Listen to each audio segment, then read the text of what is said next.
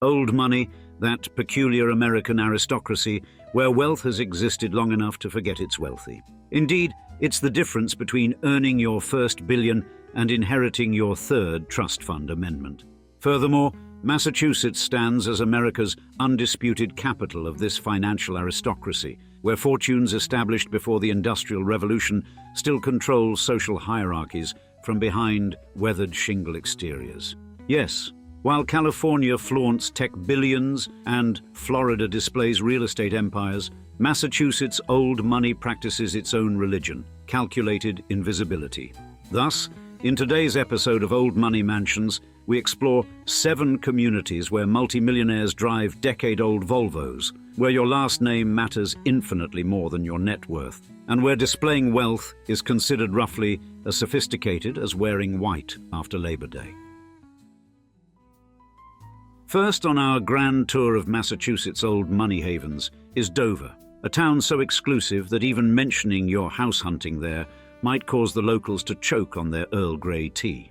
Its history stretches back to its first settlement in 1640, and it was officially incorporated as a town in 1836, establishing centuries of aristocratic lineage. The town's early families, such as the Carrolls and the Allens, established a legacy of prominence and civic leadership that continues to shape Dover's character today, with many estates being passed down through generations. Dover consistently ranks as the wealthiest town in Massachusetts, with a median household income exceeding $250,000. But this affluence isn't the product of rapid development or tech booms. Instead, it represents the accumulation and careful stewardship of wealth over centuries, creating an atmosphere where bloodlines matter more than bank accounts. The architecture of Dover physically manifests its old money status, with stately colonial and Georgian homes meticulously maintained as symbols of family heritage and social continuity. Dover's social life revolves around institutions that foster a sense of community among its established families, such as the First Parish Church, local historical societies, and long-standing civic organizations that span multiple generations. The town's strict zoning regulations have limited development, preserving the rural pastoral landscape and ensuring that Dover remains an enclave for established, affluent families rather than a destination for new money or speculative investment. Dover represents old money in its purest form.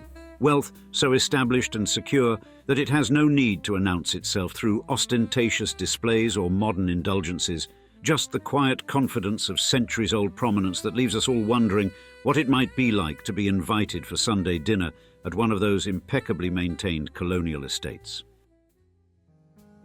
Next, on our exclusive tour of Massachusetts blue blood territory, is Beverly Farms and Pride's Crossing, communities so posh they actually inspired Beverly Hills, though you'd never catch the residents here flaunting their wealth on reality television.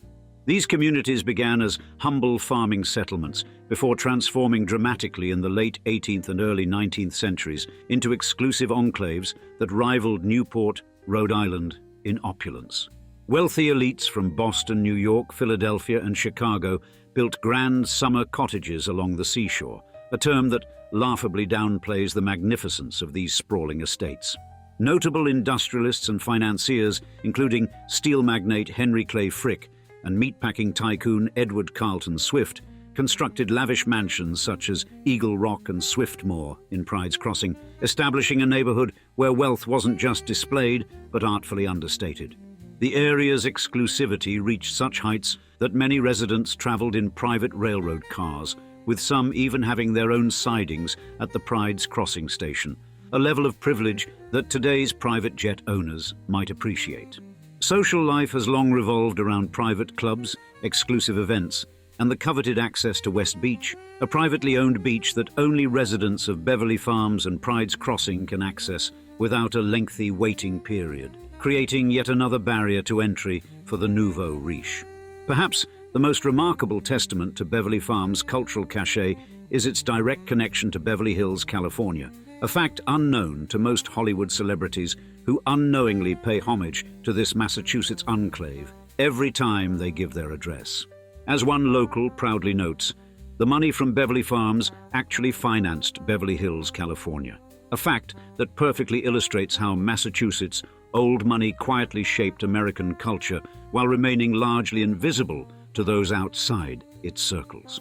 While the Kardashians parade around their California namesake, the true Beverly aristocracy continues to summer quietly along the Massachusetts shore, sipping gin and tonics and wondering when standards began to slip so dramatically on the West Coast. Continuing our expedition through Massachusetts' aristocratic enclaves brings us to Concord, where having read Thoreau's complete works is considered far more impressive than owning a fleet of Bentleys.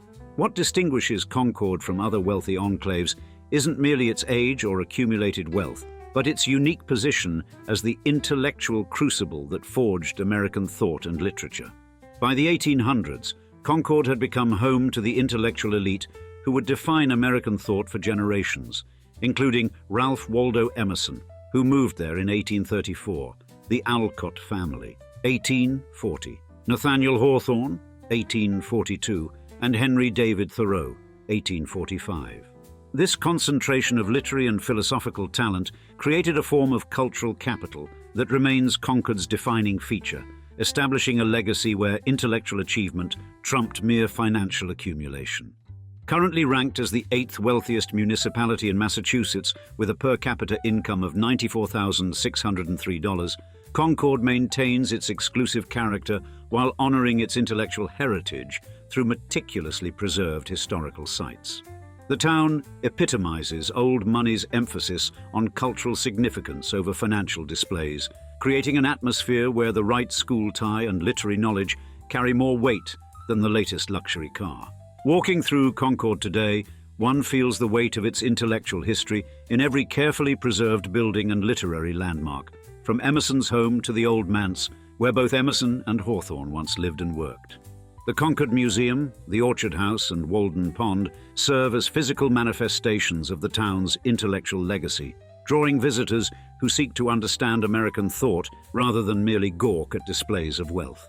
In Concord, the truly important question isn't how much money you have, but whether you can intelligently discuss Emerson's self-reliance at a dinner party, making it perhaps the only place in America where reading the right books matters more than having the right broker.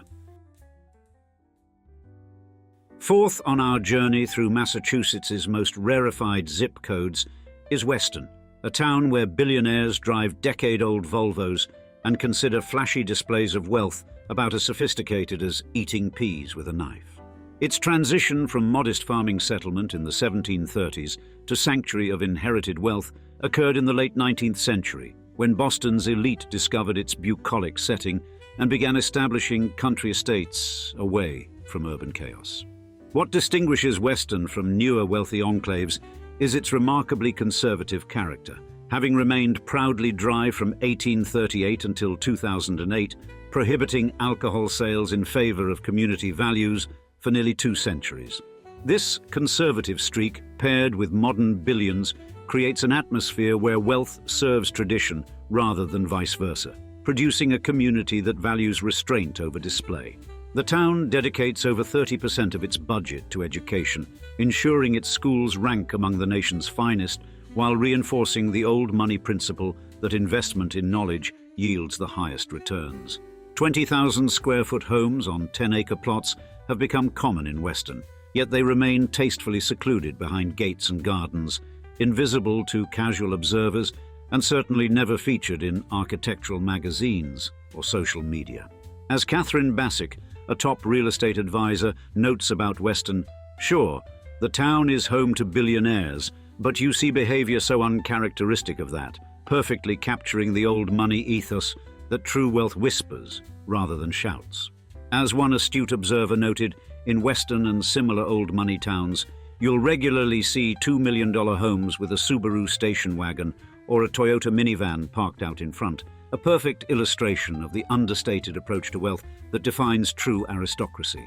Only in Weston could you find yourself at a garden party worth billions in combined wealth. Yet, the most heated discussion might be about compost techniques rather than stock options or vacation homes.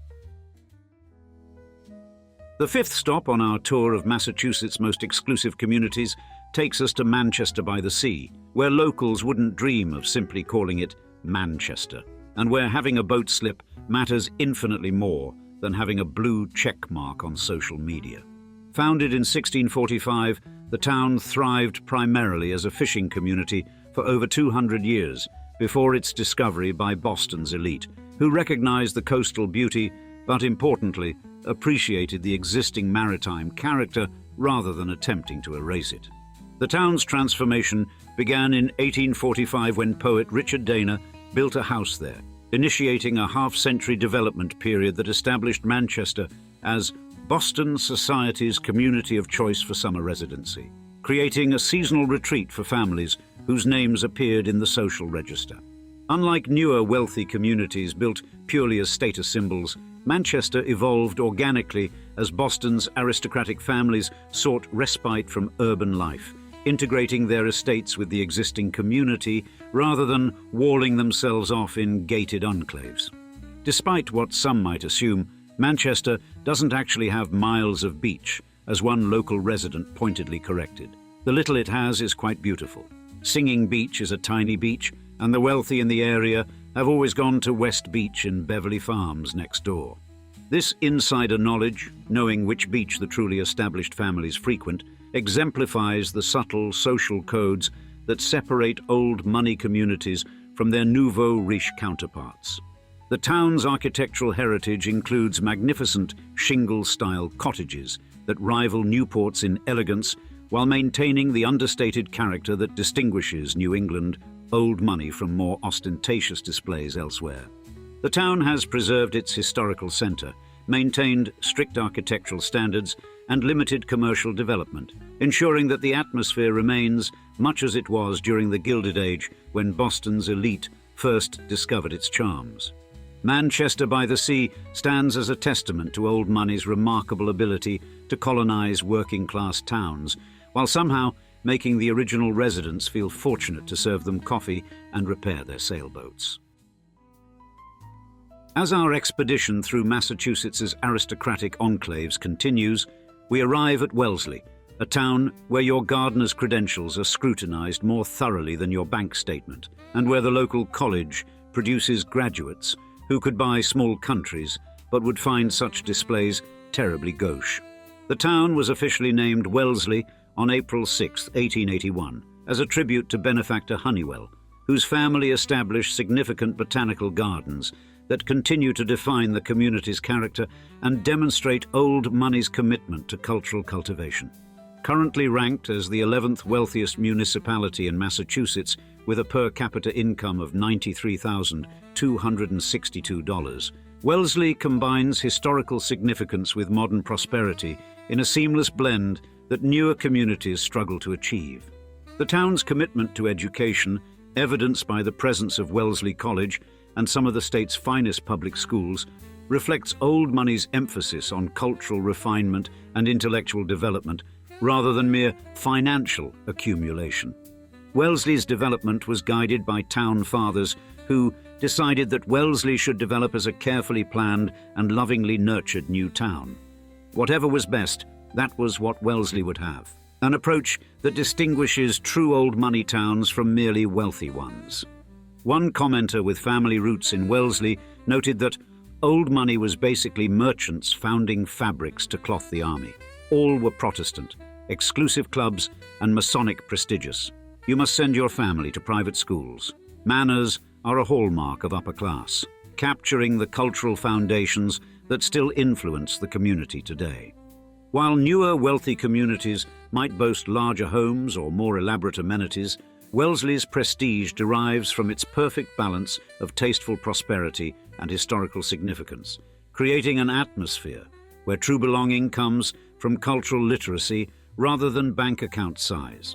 In Wellesley, displaying your wealth through anything more ostentatious than perfectly trimmed boxwoods might get you quietly uninvited from the garden club, perhaps the most devastating social rejection one could face in this horticultural haven.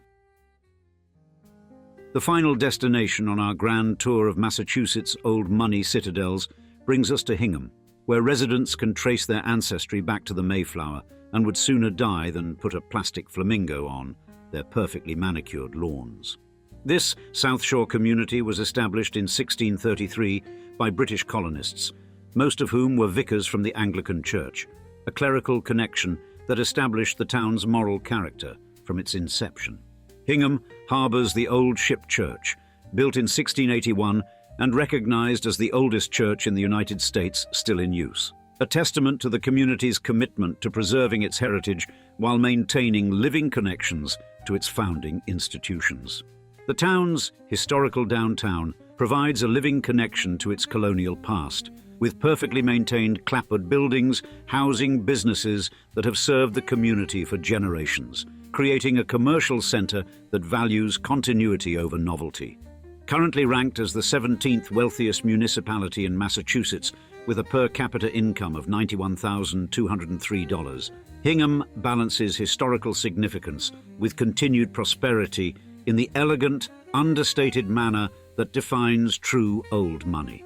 As one commenter suggested when noting communities overlooked in initial rankings, perhaps Cohasset or Hingham should be included, with the fascinating addition that Cohasset rejected Joe Kennedy even after the family built several homes on the coast. He wasn't allowed into the Cohasset Yacht Club because he was a little too sketchy for their taste. This anecdote perfectly illustrates how old money communities maintain their exclusivity not merely through financial barriers, but through social ones. Even the Kennedy fortune wasn't enough to overcome being perceived as sketchy by old guard standards. Unlike flashier coastal communities, Hingham maintains a certain reserve, with grand homes often set back from the road behind mature trees, following the old money dictum that true wealth avoids obvious display. In Hingham, your family name matters infinitely more than your net worth, and if you have to ask which names those are, you clearly don't belong here. And now, we'd love to see you in the comments. Did we miss any places? And if you're a native of the region, tell us your thoughts on these communities. We can't wait to hear your experiences below. And thanks for joining us for another episode of Old Money Mansions. Cheers, until the next time.